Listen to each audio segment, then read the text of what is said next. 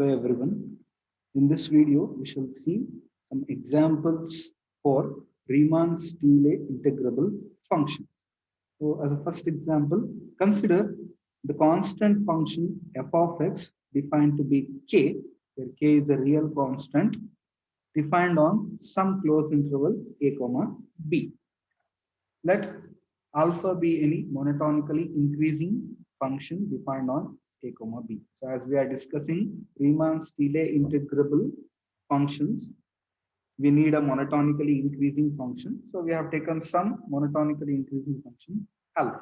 And the function which we have considered is the constant function f of x is equal to k.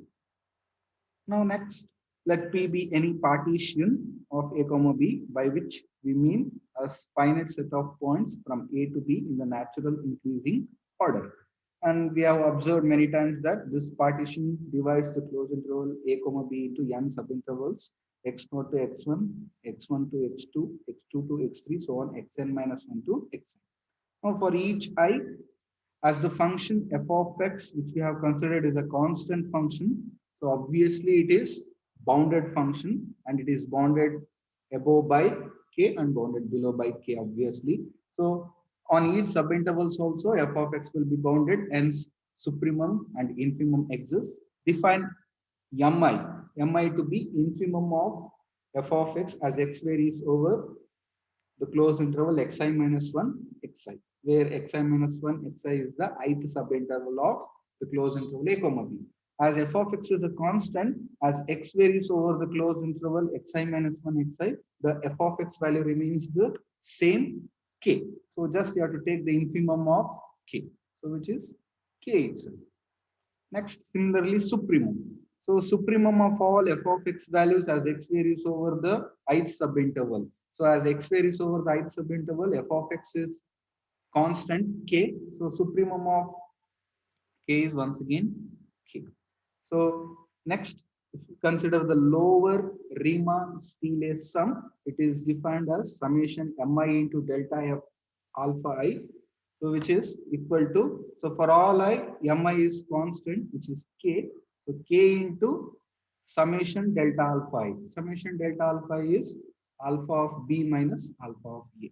Next, the upper Riemann-Stieltjes sum, which is defined as summation capital Mi into delta alpha I, which is once again k into summation delta alpha I. So k into alpha of b minus alpha of a.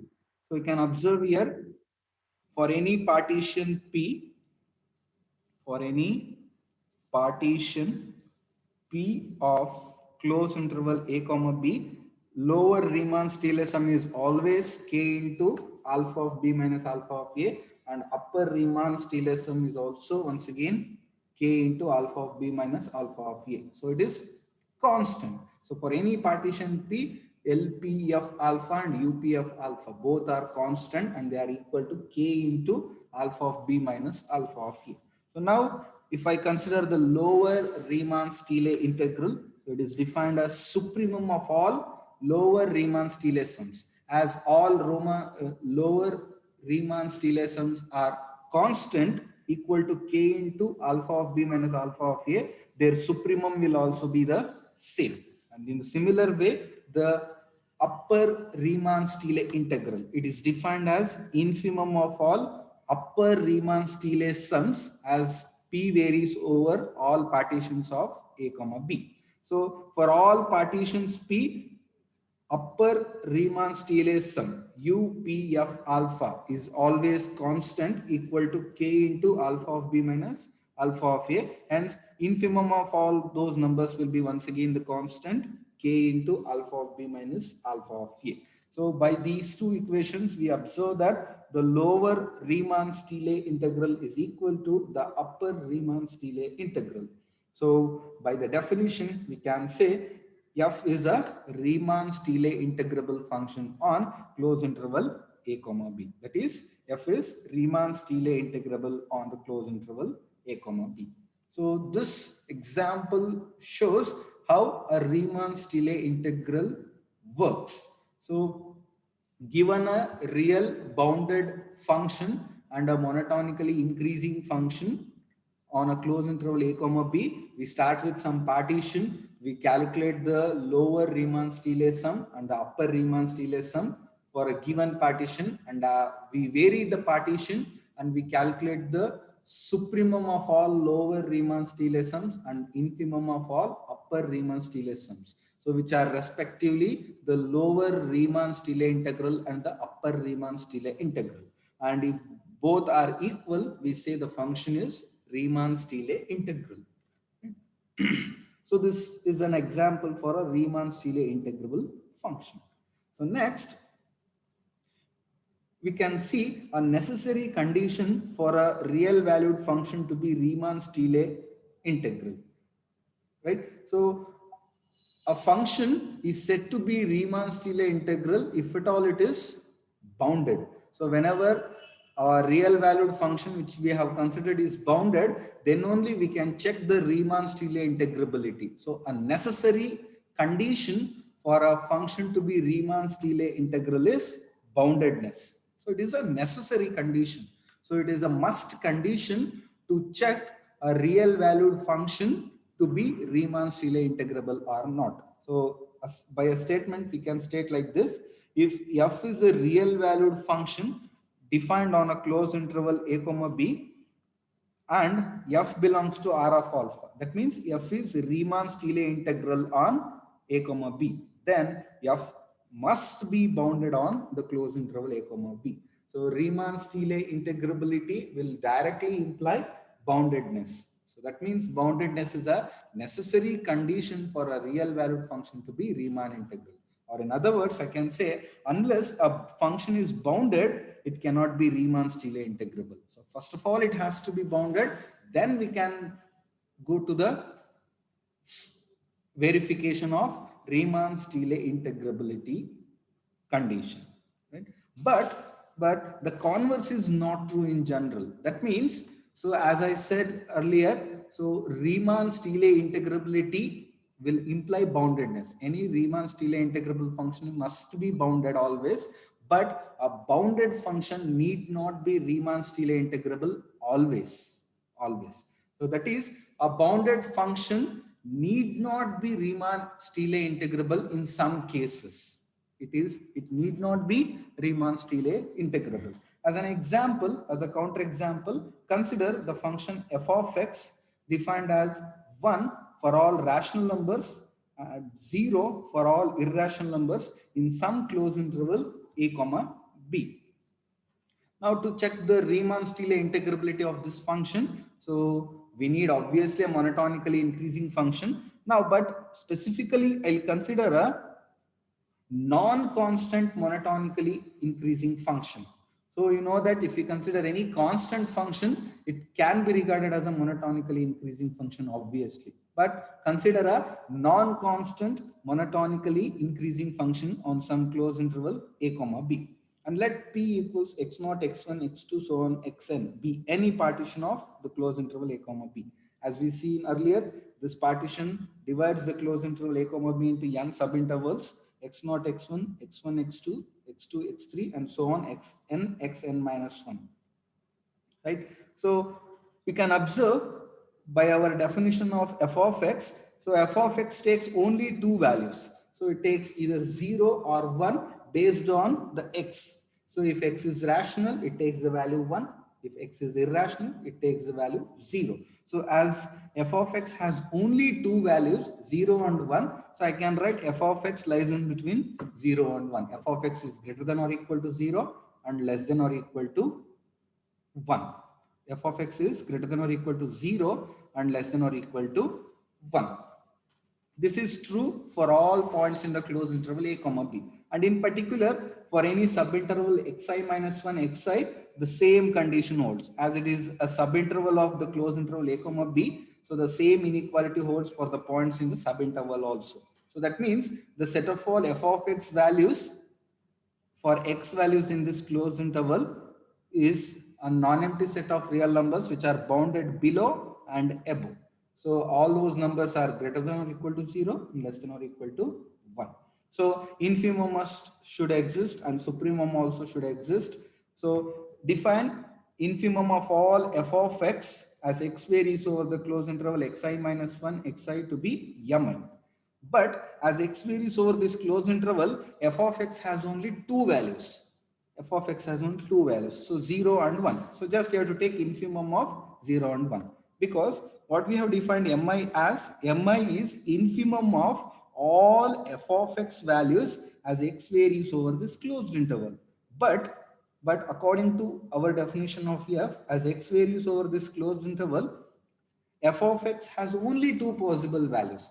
It will be either 0 or 1. So just this set of all f of x values will be just set of all zeros and ones. So infimum will be obviously 0. So the least value is 0. So the infimum will be 0. Similarly, if I consider the supremum of all f of x values as x varies over the closed interval xi minus 1 xi, so it will be just supremum of set of all zeros and ones. As f of x has only two values, it will be nothing but supremum of zeros and ones. And supremum of 0 and 1 is 1, as 1 is the maximum. So for any I, mi is always 0 and capital Mi is always 1. Now if I come to the lower Riemann-Stieltjes sum, so as all mi's are 0, the value will be equal to 0. And if in the case of upper Riemann-Stieltjes sum, as all mi's, capital mi's are 1, so it will be just 1 into summation delta alpha I. So that is, it will be simply alpha of b minus alpha of a. So which is true for any partition P of the closed interval a comma b. So for any partition P of a comma b, lower Riemann-Stieltjes sum is always 0 and the upper Riemann-Stieltjes sum is always alpha of b minus alpha of a. Both are constant. So now if I define the lower Riemann-Stieltjes integral, it is the supremum of all lower Riemann-Stieltjes sums for all possible partitions. So as lower Riemann-Stieltjes sum is always constant and equal to 0, so its supremum will be 0. And in the case of upper Riemann-Stieltjes integral, it is defined as infimum of all upper Riemann-Stieltjes sums. And upper Riemann-Stieltjes sum is always alpha of b minus alpha of a, which is a constant. So it will be just infimum of set of same numbers. So infimum will be the same constant value alpha of b minus alpha of a. So you can observe here, the lower Riemann-Stieltjes integral is 0 and the upper Riemann-Stieltjes integral is alpha of b minus alpha of a. Now we shall see the possible value of alpha of b minus alpha of a.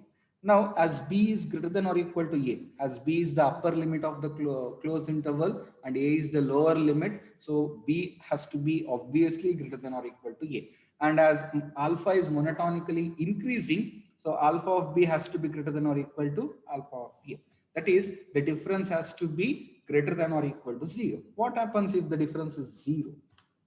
Then alpha of b will be equal to alpha of a. And again, since alpha is monotonically increasing, so for all alpha of x, so alpha of a has to be the least value, because as alpha is monotonically increasing on closed interval a comma b, as the points from a to b increase, the corresponding function values also should increase. So a is the first point, so alpha of a will be the first function value. So it has to be the least most, and the maximum value in the domain is b, and alpha of b will be the maximum possible function value. So the any function values corresponding to alpha vary from the least possible value alpha of a to the maximum possible value alpha of b, right? So now if I assume the difference is 0, so alpha of b is nothing but alpha of a.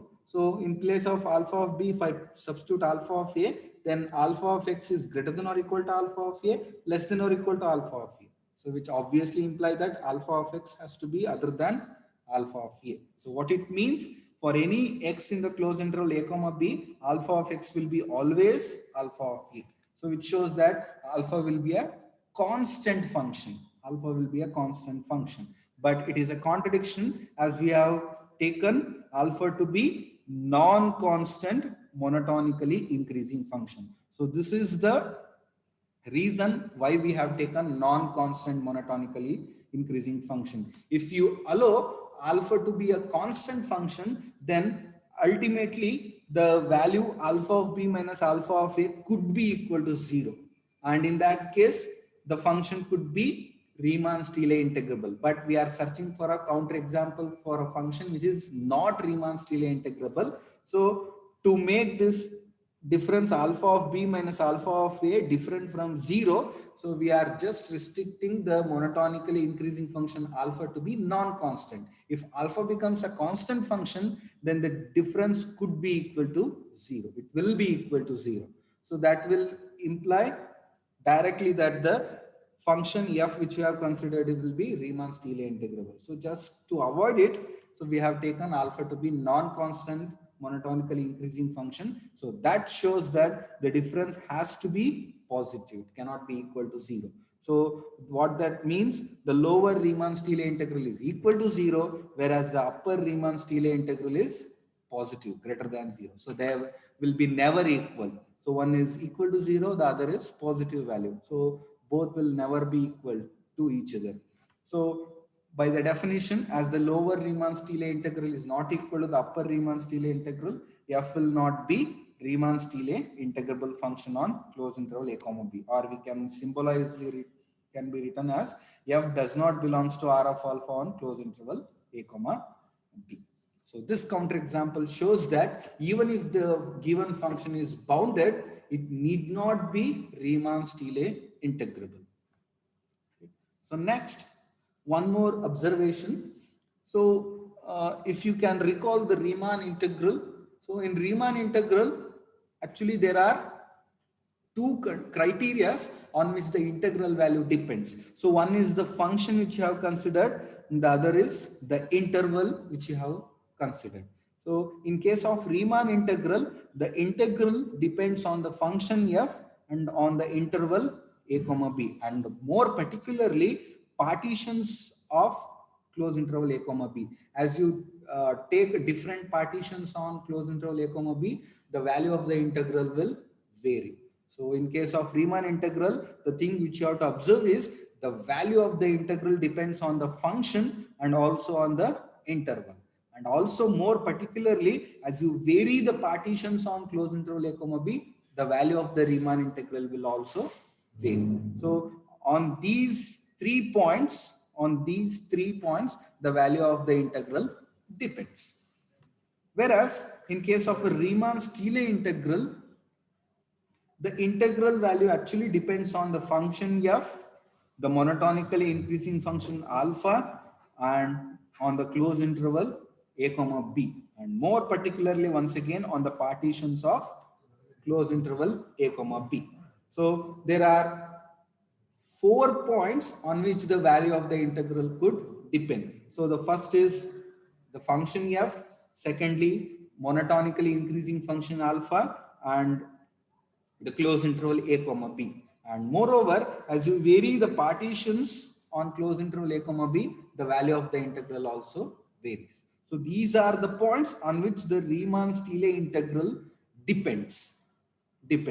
So in case of Riemann integral, the function, the closed interval a comma b, and partitions of closed interval a comma b are responsible for the integral value.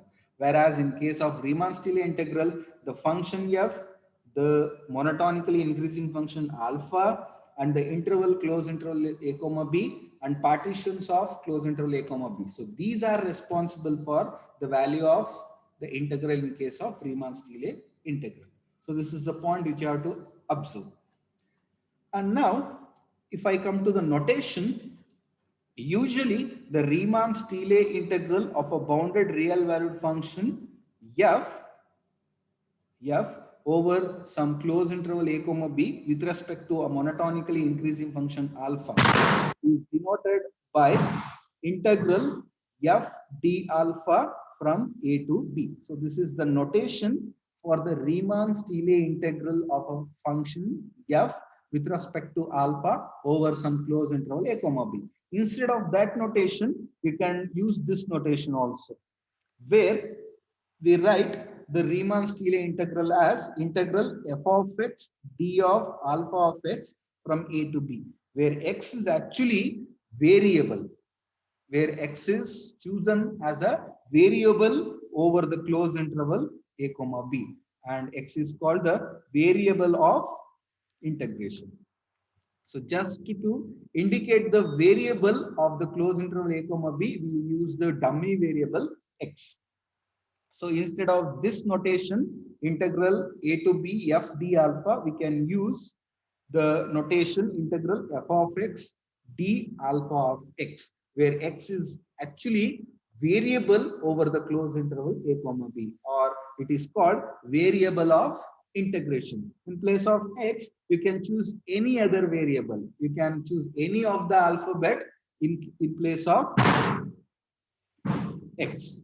So the integral, but the integral is independent of variable of integration. So what the variable x here we have used, that does not affect the value of the integral. It is just a variable. It is just a dummy variable to indicate the points of the closed interval a comma b. So, but it does not vary, or it does not vary the value of the integral. It is just a dummy variable. We can use any alphabet as a variable of integration, as it is just for notation purpose, but not the value. So by this, so I'll end up the video. In this video, we saw examples for Riemann-Stieltjes integrable functions and necessary condition for a function to be Riemann-Stieltjes integral. And whenever a function is bounded, we cannot say directly it is Riemann-Stieltjes integrable, that we saw here. And finally, we saw about the notation.